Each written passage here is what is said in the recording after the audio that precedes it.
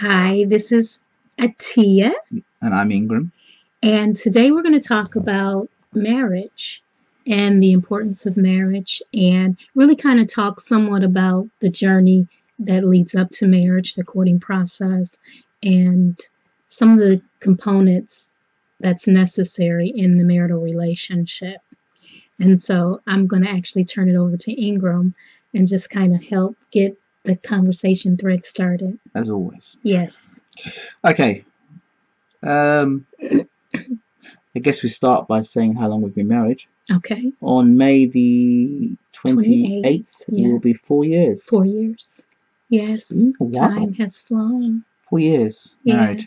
And I do not regret my decision. Honestly? No, not at all. Even though you can be such a stank face sometimes. Even when you get angry with me? No, I don't regret it. I am so grateful and appreciative that you're in my life. Even when you're ready to cuss me off? I just cuss you off and keep it moving. But I appreciate you. I'm glad you're in my life. And you get angry, right? Yeah, I do get upset. Absolutely, I get angry. I get pissed off.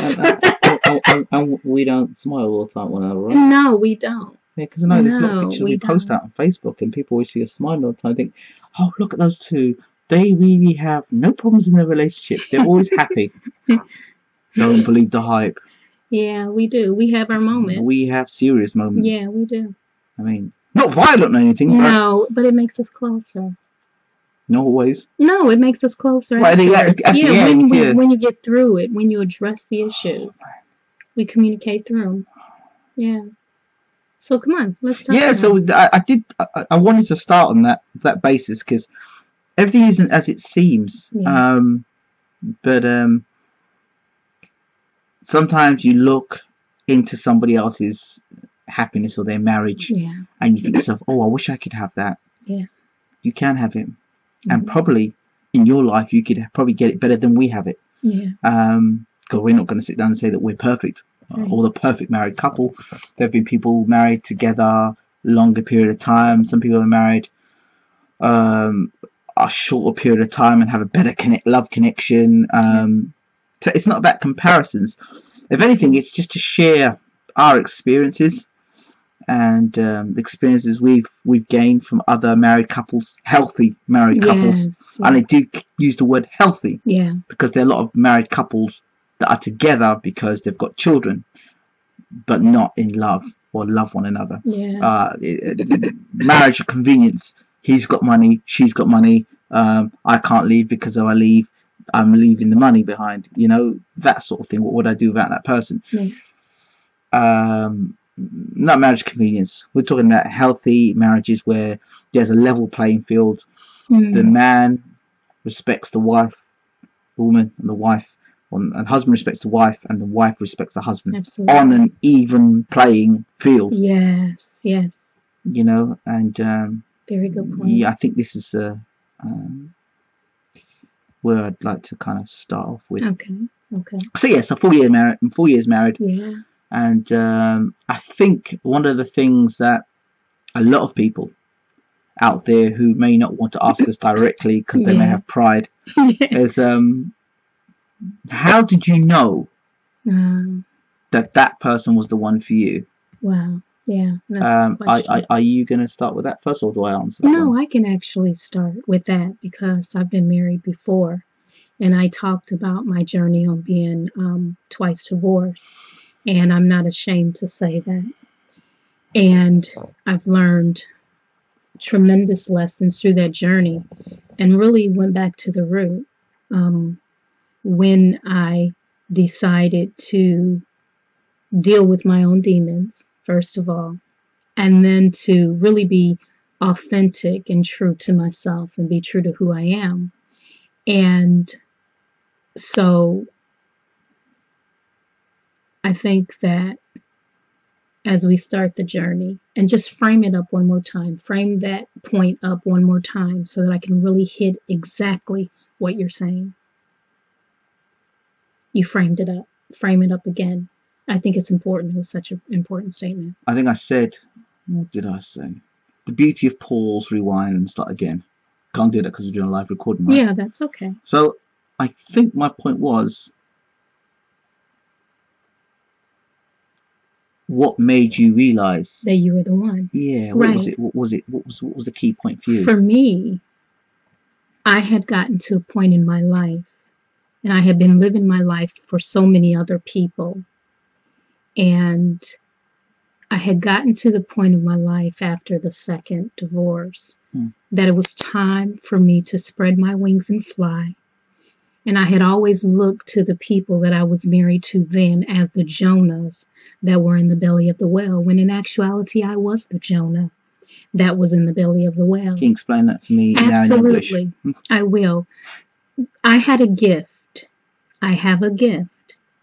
And before I got even married the first time, I was not necessarily true to who I was. My intentions for coming to the marriage table in previous relationships were not what they were when I met you.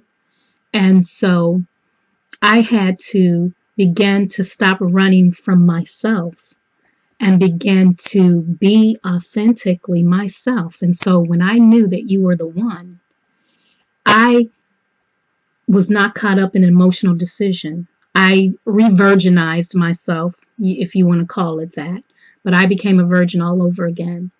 Some would say you can't do that. Well, you absolutely can, but that is definitely another message. But I'm making the point, I remained celibate, and I made decisions based on what my life mission was.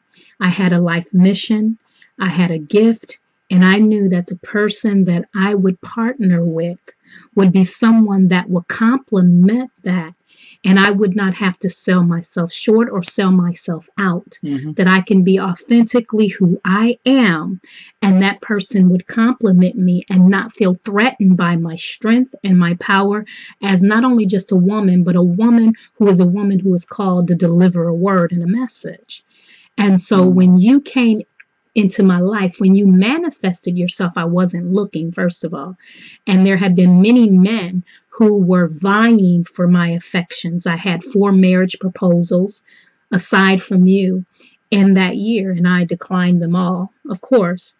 And when I got to the point and I told the one that I'm ready to get back up on that horse again and ride it, but this time when I ride that horse, a stallion. Oh, absolutely, a stallion, baby. But when I said that I was going to get back on that horse, honestly, I was going to do it for the right reasons. My intentions were going to be real and not trying to get through some problem, get from my mother's house, or just deal with the pain of my mother's death. When I decided and I knew that you were the one, it was after the first conversation that we had. Because you remember you had spent a lot of time trying to get my attention, and I wouldn't budge because I was focused. But I think when I was trying to get your attention, if you remember rightly, it was really to do with business. Right. It really was. Right. That happened afterwards. Right. But from my perspective, that to me was not, I was guarding myself a certain kind of way.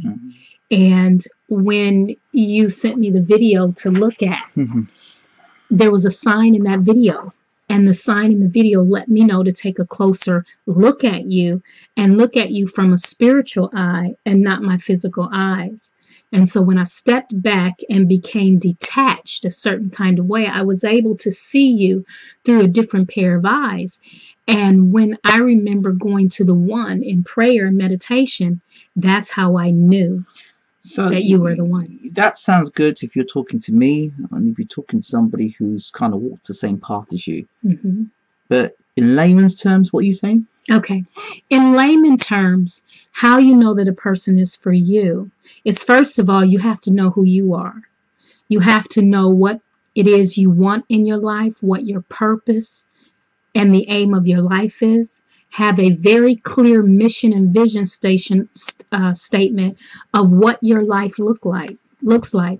And then have even a clear picture of that idea of the person that will complement you. I want to stop you right there. Okay, go because ahead. There are some self-defeating statements.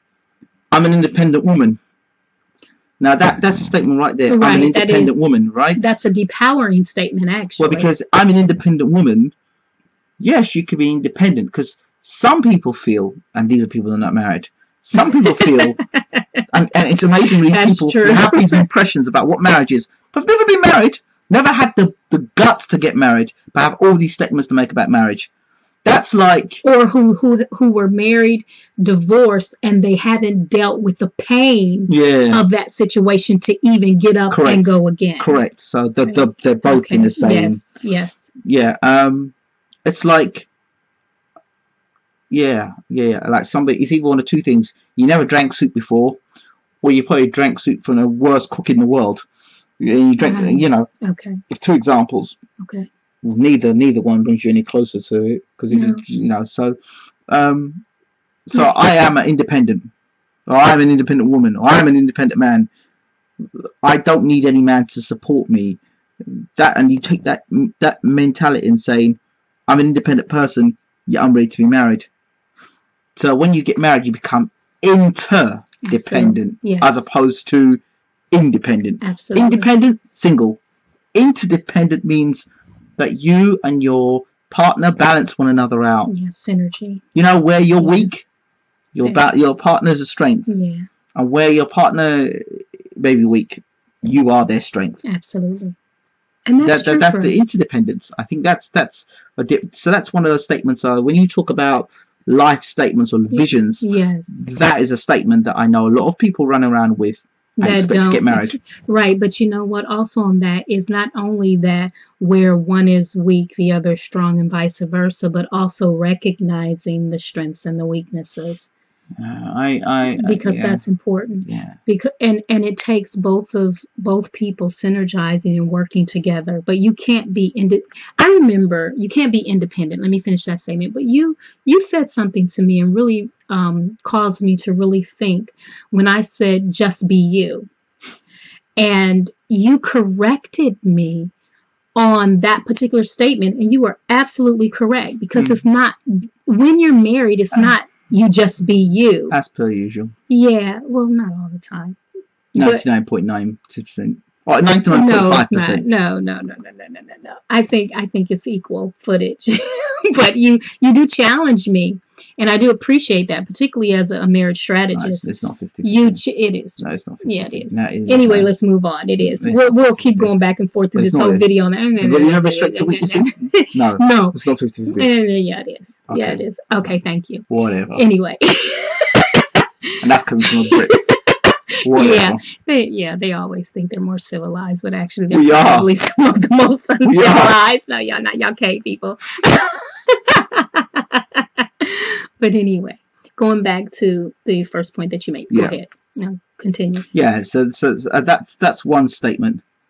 And another statement is, I don't want to get married like the way my mother and father got married. Oh yeah, they're holding on to those cords. You see their mother and father's marriage, and they based on that, they're walking into marriage saying they don't want that, being attracting that in the same.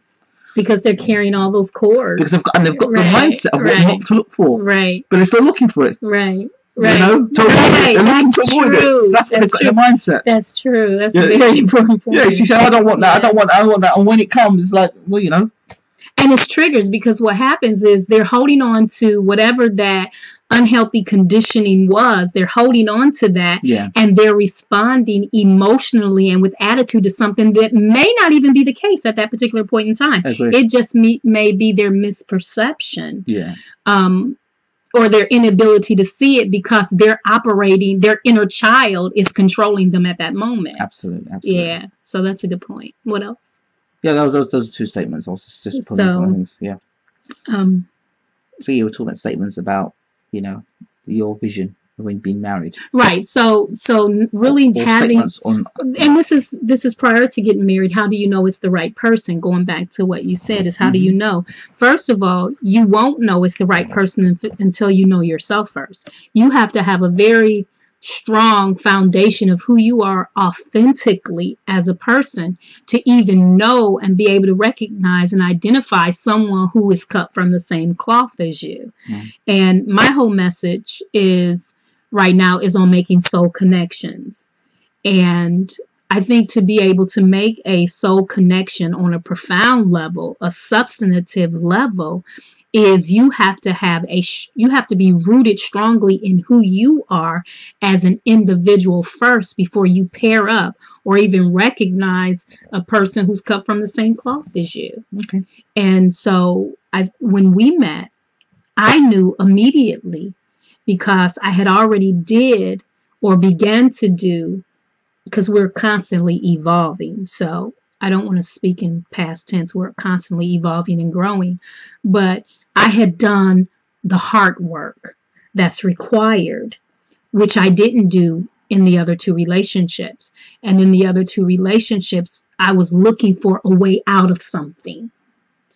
And in this relationship, I wasn't looking for a way out. I was content and satisfied in terms of where I was with my life as I was rebuilding my life. And I was very rooted in who I was, what I wanted, and what I didn't want. And I was working on my book and working on the things that I wanted to do in my life. And as we courted, as you know how that courtship process went, we both took each other to task because we were in the same places in our lives in terms of what we wanted. So it wasn't just about you as a man saying, oh, you're a woman that have to prove your worth. It was me as a woman also saying that you can be the greatest person in the world, but do our visions and our missions line up? Are we in alignment? Are we compatible and called to take the same path? And that is what me as a woman had to recognize prior to getting into another relationship. So it was a very, very different process that I took this time around. So, and I re-virgined myself to do that because I can't say the first time that I got married, I remained chaste. I had sex before marriage. And the second time I had sex before marriage. And that's just the reality and the truth of it. But this time I decided that I was going back to my authentic truth because years growing up and even into my teen years, late teen years, 19, 20, when I did have my first sexual experience, I had always said I was saving myself for my husband. And when I decided to do it again, when I got married the first time, I was the second wife. That means my then husband had been married before and divorced. Then the second time, I was the third wife, meaning that my then husband was married, divorced, married, and divorced. This time, I went back to my roots and I said, you know what? I don't want to be a second and third choice. I want to be a first choice. And I want a person to be able to see me and value me from a whole nother perspective and value what my calling in life is. And so when we were in the courtship process, I was really courting this time. It wasn't about a physical urge or attraction. It wasn't a lustful situation.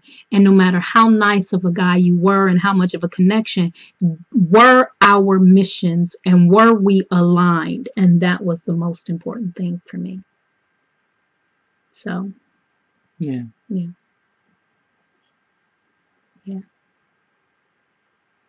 happy? Yeah, I am. You happy? I mean, not happy. Yeah, no, I know. Am I happy with the conversation and where we're going? Yeah, absolutely. Yeah. And, you know, I think it's important that we do have these kind of conversations because people do look on the outside and they do compare themselves and say, oh, wow, our marriage should be like that. You know, we have our challenges as well. We have some knockout, drug out arguments because we're both strong-minded people. We're both passionate about what it is we believe in. But the thing is, we communicate. It may not always come out the best way, but we get in there, we roll our sleeves up, and we deal with the issues. And that's important. And you can't just run away from the issues. You have to deal with them. You might have to take a pause, take a break, you know, to get some breather space and come back. But you have to deal with the issues. And, you know, people can look on the outside and say, oh, Ingram and Atiya is this. We, just like any other married couple, have issues that we deal with. But the beauty is that we deal with it, we communicate, we work through them, and we move on. And when you are called to the type of ministry that we are, and you're dealing with the whole marriage dynamic, can be even more challenging because you have other energies that draw even more on that. So, because people want what you have, sometimes there are some energies that even try to come in and take what you have. They're very strategic about it. So, I don't know if there's another point you wanted to hit on here. Well, actually, I haven't mentioned anything about why I got married to you. Yeah, so it's your turn. I don't know. You said you look like you've just taken 15 minutes to talk about Well, that's okay, because let's go. Because I don't know. I wasn't going to go at that point. I was actually going to talk about something else. Well, go ahead. But I think it's important that you share why, because you asked the initial question. Then maybe you need to do it, because now I've just been listening to you, so you're going to have to put me back on point. Okay. Not that it was bad listening to you, it's just that I've been listening to you. I've been close to what you had to say. So. Okay, the point that you said is, a lot of people want to know, why did you choose this particular person as your mate, the person to get married to? So I think I think it is important that you share that from the male's perspective. Because sometimes men struggle with, they can't choose which piece of candy in the candy store. I think the first thing is that, and it was a crucial thing, I think if I'd slept with you before I got married to you, I'm not sure I'd have got married to you. Mm-hmm. Not because I didn't think you were a good enough woman, I just think it changes the dynamics so much so. Okay. I had the opportunity to take a good look at you as an individual and to really find out more about you as a woman. Okay.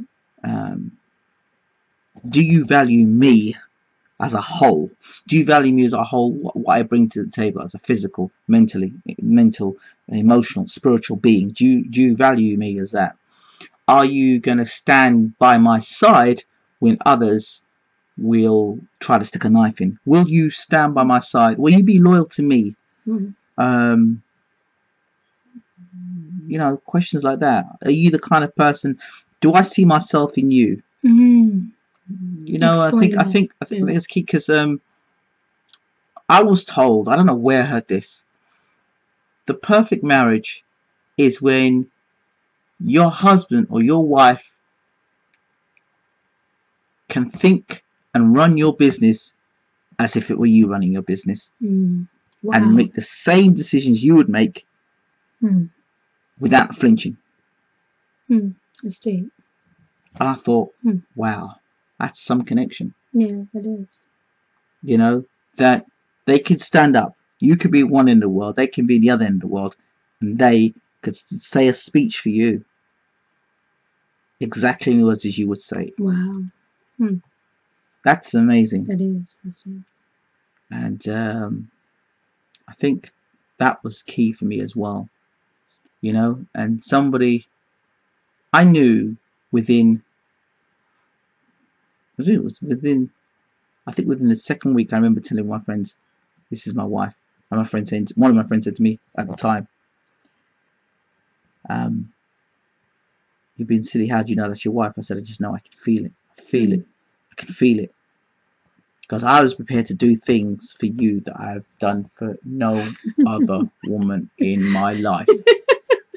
And I don't think any other woman deserved to see that side of my life, to be honest. No other woman deserved to see that. And I always said to myself, when I was from young, I will save that side of myself for my wife. Wow. And the whole chasing, courting process. Yeah. Wow. Yeah, I had to do things that I would never have done for anybody else. No, that's a fact. And I know that. And I knew that it'd be worth it. Some people say, one of the critics would say is,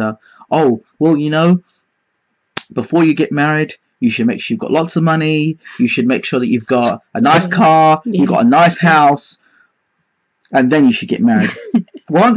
Yeah. Excuse me? Yeah. I thought my understanding of marriage is for you and the person you're with to grow and build an empire together. Yeah. A husband and wife working interdependently, right? Rather independently. Yeah. I don't understand that. And what? So your heart suddenly switches on when you love somebody and you want to be committed to them for the rest of your life, once you've got those things. I don't understand that. Yeah. If you cannot achieve those goals with that person you're with, then they're not the person you should be with. Yeah. Wow. That's deep. It's as simple as that. Some people say they have to achieve certain things in life. Oh, I need freedom. Well, if you're not free with the person you're with, then you're not with the right person. Don't use marriage as an excuse as to why you're not free. You're not free because you've made choices and made decisions to enslave you. That's your choice. And the freedom starts from within. Yeah. It's an inner decision, not an outer decision. It's like when they say money is evil. Money is not evil. Money is not evil at all. It's the intention of the heart. What are you going to do with that money is what makes it evil. Very good point. Marriage is not a trap. It's the intentions within your heart and the stupid decisions that you make that make it become a trap. Powerful. So don't blame the marriage. Don't blame the money. Look a little closer to home. The big brick that's in your eye and the stone that is the marriage or the money may be. False teachings, bad teachings, incorrect teachings, misguidance. I'm not telling you marriage is easy, but damn, when it works very well. Yeah.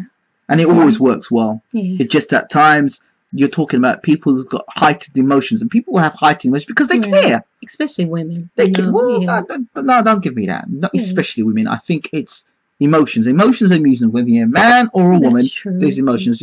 Just because there's almost this stuff like, oh, because you're a man, you don't care. That's rubbish. No, I don't buy into it. I don't believe it. Yeah. Emotions are emotions.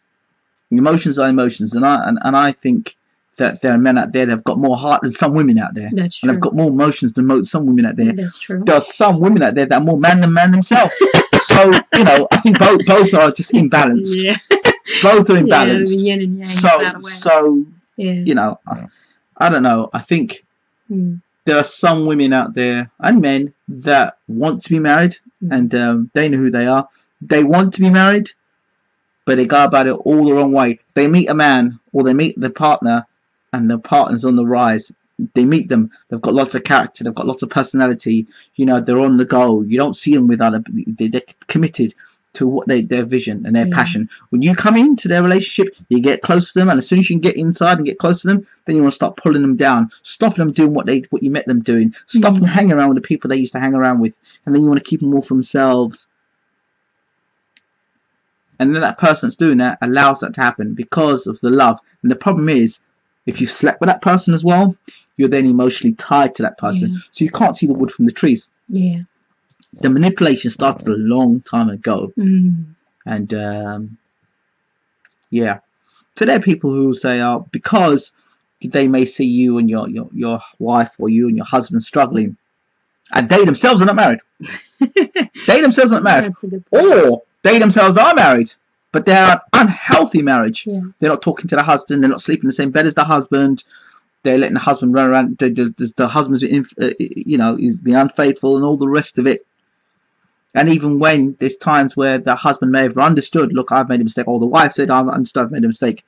The reconciliation, there's no reconciliation in the bedroom. Yeah. There's reconciliation outside of the bedroom. So the husband sleeps one way, the wife sleeps somewhere else.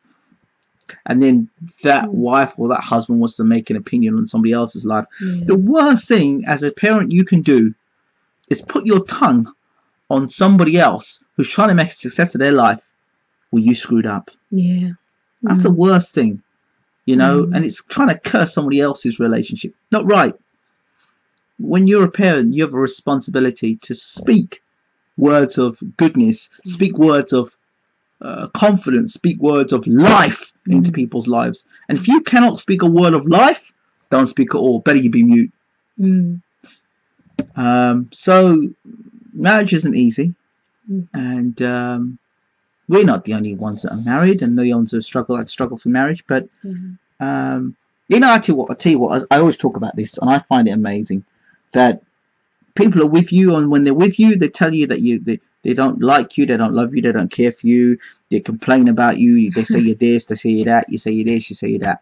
You finish with them, you end with them, you move on your life, you get married. These people are still talking about you. These people are still talking about you. People are still asking about your business, about your life. Yeah. Why? Yeah. Why? You must have had some sort of impression in their lives. And I don't know. I don't know. What are you prepared to put on the table to be a married person? That's a what good are you question. prepared to put on the line? I'm going to do the same things I did as I was a girlfriend, or I'm going to say things I did as a boyfriend as I'm going to be married. I'm going to still hang around with the same people that are single. When you become married, you want to be hanging around people that are married because they understand the principles of marriage. That you're not going to be going to the discotheque every Friday and Saturday night. There's some married couples that do that, and that's good for them. And you associate with other single people, so you're not understanding. You want to be people with the same vision as yourselves. Successful marriages, healthy marriages, people that want to be married and remain married. When you hang around a lot of single people, you start listening to single people and listen to single people who are not committed, then you find reasons within your own marriage how you should run your marriage. And the people that are counselling you are the worst people to counsel you. Not being funny, but single people who have not been married, who are not married, are, and this is a statement I'm putting out there. I understand. It is almost like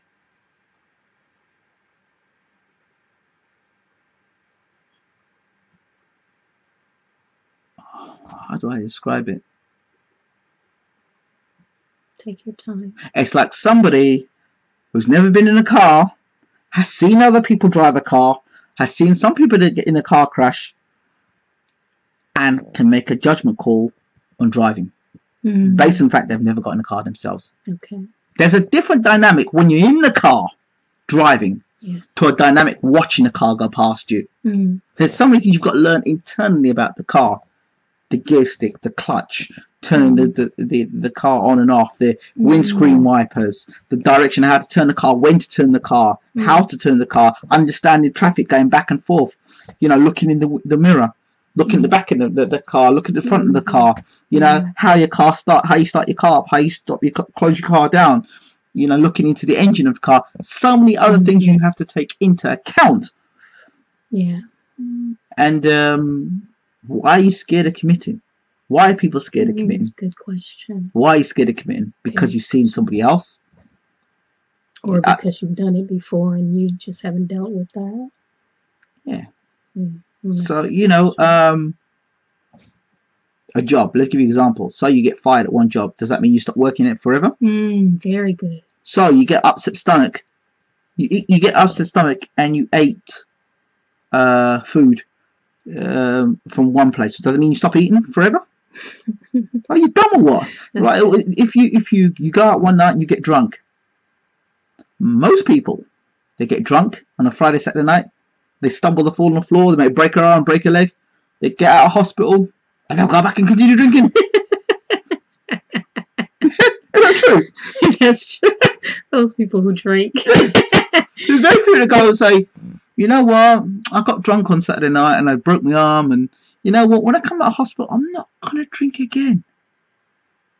And of course, it's a culture as well. And they might say, I don't drink as much. But yeah, they might say I don't drink as much. And there's a few percentages that will get out of that, but they're enslaved because they're around other people that are drinkers as well, and they're around a drinking culture. Very good point. I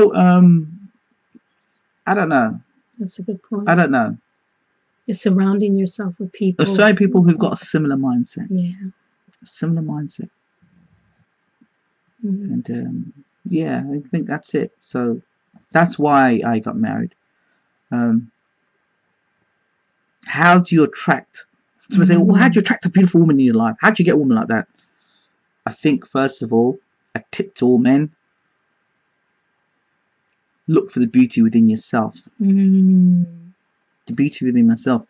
Who I sit next to is a reflection of me. Me. Yeah. So we say, I don't like her. Well, there's reasons why you don't like her. Because you never liked me either. Highlight. That's true. But the element that made me didn't like is the element of me that was going to get married to this woman. Wow. Understand that? So,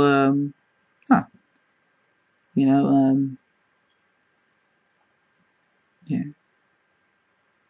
People have some weird ways of thinking about marriage, but to those people who want to get married out there, my advice to you is, before you get married, ask every single question you need to ask before you get married. Marriage ain't a joke. Marriage is for life. If you're serious about marriage and you respect the principles of marriage, ask every damn question you need to ask. Absolutely. Ask every question you need to ask about their past relationships. If you need to ask, ask. Ask. Don't find out about that person's past relationship in the middle of your marriage. Oh, who's she? Oh, yeah. Well, yeah, we were together for a few years. Yeah. Stuff like that should be talked about before you get married. That's true.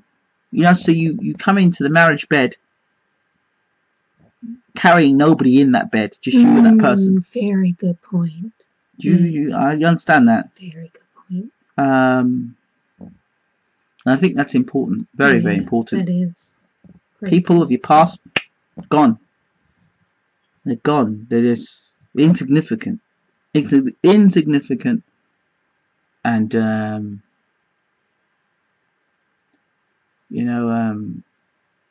there are some people out there, because you may have had a child in a formal relationship. That's what makes them significant. They feel that they are still significant. No, Atiya is significant because you may be the mother, the father of the child. Right. That is understandable. And there's that.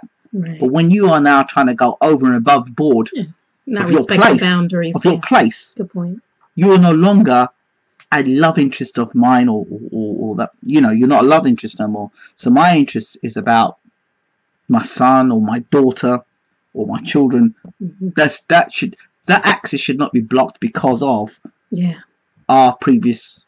No, it's because who suffers at the end of it? Can I say just a point on that one? Because you made a very, very important point. A lot of times what happens is both men and women, they will attempt to use either the relationship with the child or the child as a bargaining chip or a bargaining tool. Absolutely. And they will make emotional decisions based on whatever issues is between the parents, and not because there's a legitimate reason to either keep the children from their other parent, but they use it as a power trip. And, that type of decision comes with consequences. There's a law in the universe of the law of cause and effect. And while it may appear that your decision or your choice that you're making to not allow that access when access should be provided, that comes with a consequence. And ultimately, karma and the law of the universe is going to manifest and catch up. Absolutely. At the end of the day. And that's a horrible thing to do. And I've known many cases where people have done that. Why would you stop a father who has done nothing damaging or never caused any harm to any children? Why would you stop access because they got married? Why would you? Because they got married. But let's bring it even closer, honey. May I?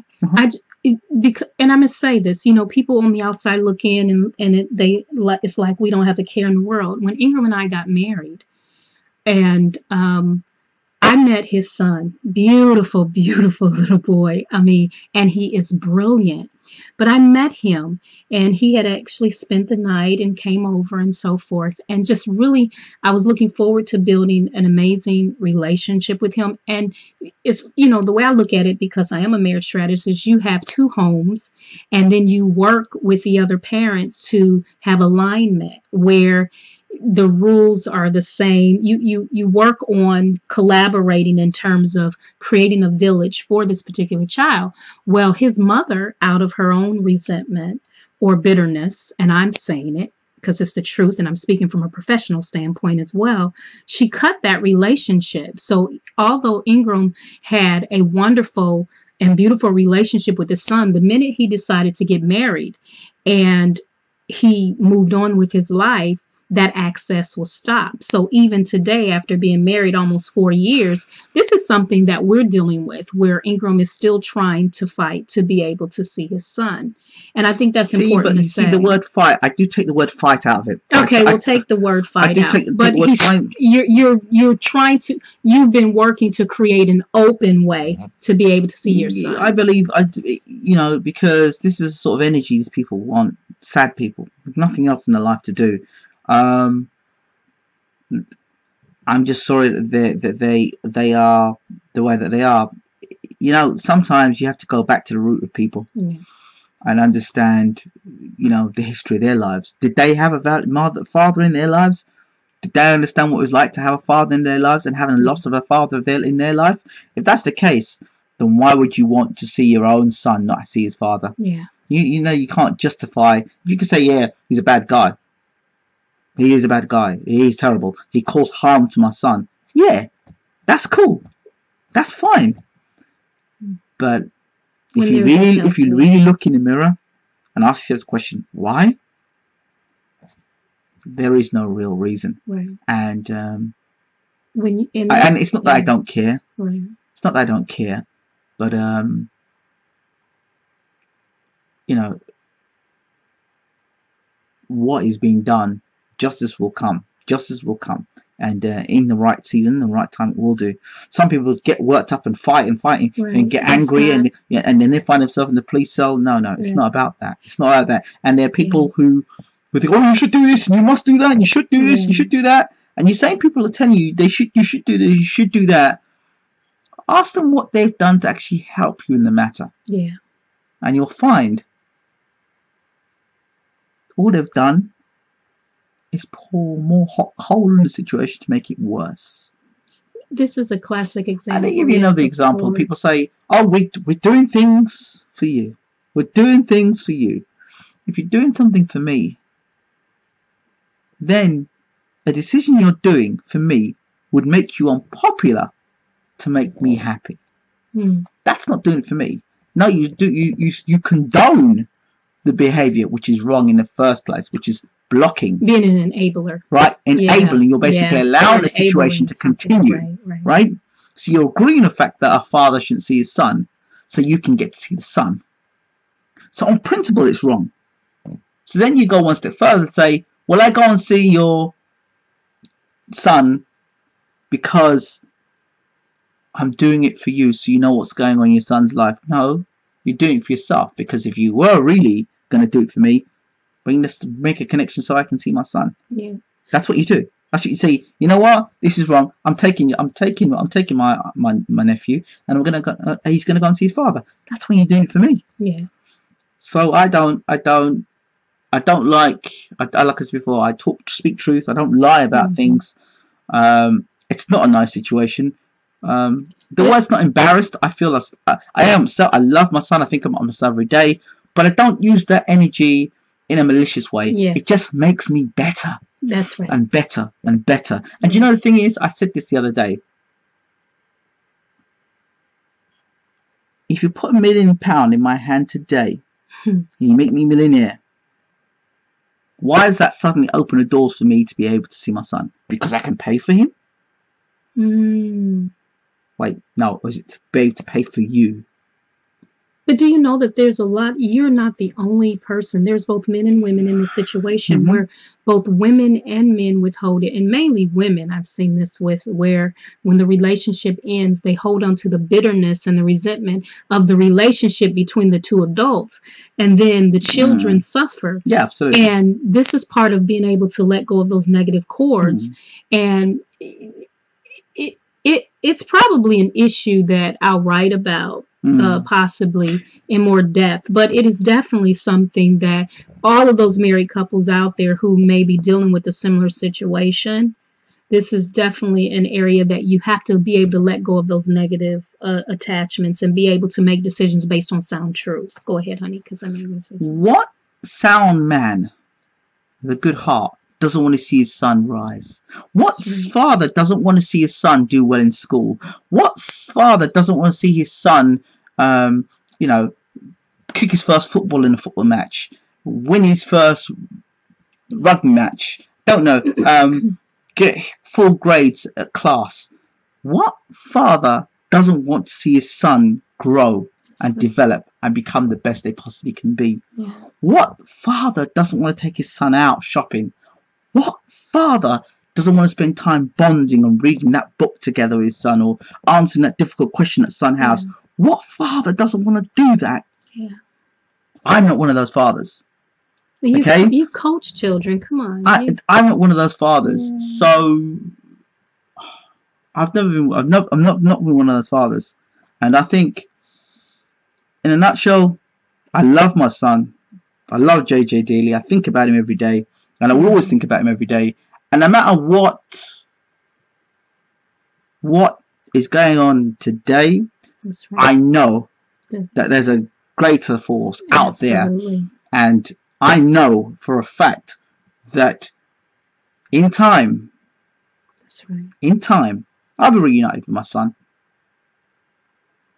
and it won't be because I was fighting for my son, because that's the energy. Fighting is not the energy that I want to be about. No, because that's using energy in the wrong way, to be fighting. I'm looking to be reunited with my son. Oh, that's a good choice. And I'm looking to be building a healthy relationship with my son in the right time. And there's no justifiable reason why it's been done the way that it's been done. But we work together to provide a greater future for not just my son, but all of us, but for all of our children. So that's one of the challenges that come up, though, when you marry and you have previous relationships. You bring those dynamics, and unless you're able to work through those dynamics, they can become very problematic in the relationship between the husband and wife, because they can be very, very challenging. And my final statement is to say to this: we talk about 2050, and I'm making a statement. I love my wife. I love you too. I'm so glad I got married to my wife. Glad I married I do not regret the decision I made marrying my wife. Either, I am proud to be a married man. I am proud to be committed to my wife. I am proud to be loyal to my wife. Black man. I am proud to be unified. I am proud that I am blessed, a blessed man. I am proud, I'm blessed, and I know you don't. Some of you don't like it, and I couldn't give a damn. I couldn't give a damn. Some of you out there, this enough will drive you away. Others of you understand this language. Yeah, wait a minute. Or we mooned them in one cartoon. See that? This is for the naysayers. No, don't. You don't have to say that. No. Okay. See, the fingers are stuck. Yeah, that's it. That's it to you all. No, not all. Because everybody listening to this one. This finger? The one who is for. Well, I just said. Gotcha. You're not listening to me. Yeah, do you want it more? Okay, right. There you go. So that's it. So that I have to get to some who don't understand what I've been saying for the last 15 years. Kind of goes over your head. You understand that, because that's all you understand. Very limited mindset. But it's all right. You know. And I think I will close by saying, and that's why you're not here married to me, and that's why I'm married where I am now. I think I will close it on that statement. Yeah. Didn't trust you then, don't trust you now. I think the only question I ask is, women who do this, are they good mothers? Wow.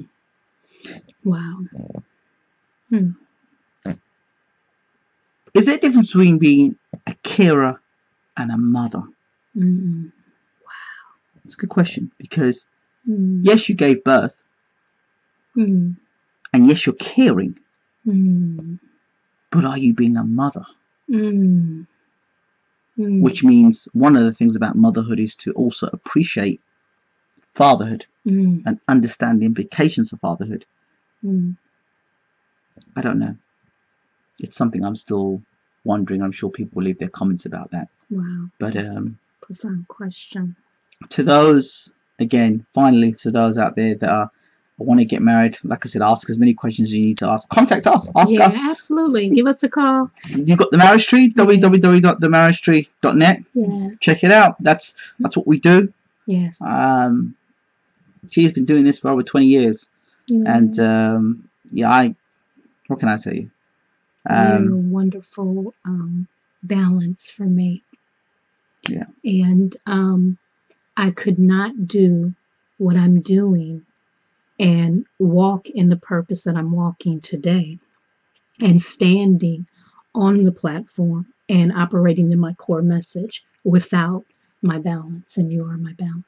Yeah, and I do want to close this out, or I do want to close on this statement. I did this earlier, yeah? I know there's some religious people out there got a problem with that. But you know, I'm doing this here, and I'm telling you what I'm doing it for. I'm telling you why I'm doing it, right? But let me tell you something. Message to you. What I'm doing here, you think it in your mind and you think it in your heart. You don't speak it out, you don't action it out that way. But God sees how you are and God sees your behavior. But I'm telling you this here because I think it here, I think it here, and I think it down here. So, just to clear that up. Hallelujah. I know somebody else who did that. We would be in the car together driving. They know who they are. Yeah. And they used to just go... And I would crack up, but I understand that more today. You know who you are. I understand it.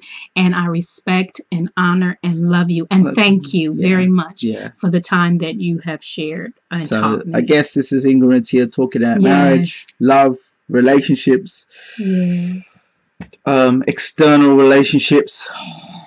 That's a whole nother video. Yeah. Oh, we did it, didn't we? Yeah, we did. We covered a lot, and it's good. And I think that those who watch this and who are searching, they'll see the light. Yep. They'll see the light. 2015, we're coming, baby. Yeah, that's right. Take care. All right. We're out. See you next time. Take care. Okay.